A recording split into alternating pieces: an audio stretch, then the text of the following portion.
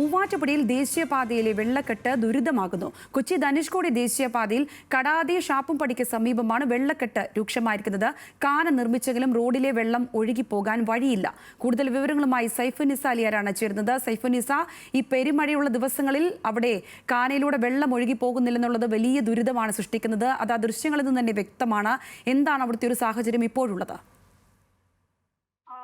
കൊച്ചി ധനുഷ്കോടി ദേശീയപാതയിലാണ് കടാതിക്ക് ഷാപ്പുംപടിക്ക് സമീപം വെള്ളക്കെട്ട് ഇങ്ങനെ രൂപപ്പെട്ടിരിക്കുന്നത്. മഴ കനത്തതോടുകൂടി വലിയ രീതിയിലുള്ള വെള്ളക്കെട്ടാണ് ഈ റോഡിൽ ഉണ്ടാകുന്നത്. ഇരുചക്ര വാഹന യാത്രക്കാരും കാൽനട യാത്രക്കാരും ഏറെ ബുദ്ധിമുട്ടിയാണ് ഈ ഭാഗത്തൂടെ കടന്നു പോകുന്നത്. ഈ ഇരുവശങ്ങളിൽ നിന്നും എത്തുന്ന വെള്ളം കൃത്യമായി ഒഴുകിപ്പോകാൻ അവിടെ കാനയുണ്ട്. കാന ഇപ്പോൾ ഈ ദേശീയപാതയുടെ നിർമ്മാണത്തോടനുബന്ധിച്ച് കാന പുനർനിർമ്മിക്കുകയും ചെയ്യുകയാണ്. പക്ഷേ ഈ വെള്ളം കൃത്യമായി കാനയിലേക്ക് ഒഴുകിപ്പോകാനുള്ള സംവിധാനം ഒരുക്കാത്തതാണ് ഈ വെള്ളക്കെട്ട് രൂപപ്പെടാൻ കാരണം എന്നാണ് ഈ പ്രദേശവാസികൾ പറയുന്നത്. എന്തായാലും ആയിരക്കണക്കിന് വാഹനങ്ങൾ ദിവസേന കടന്നു പോകുന്ന ഒരു ദേശീയപാത കൂടിയാണ്.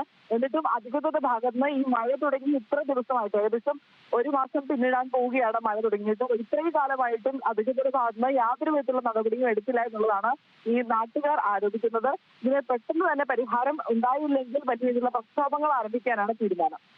ശരി സൈഫുനിസ.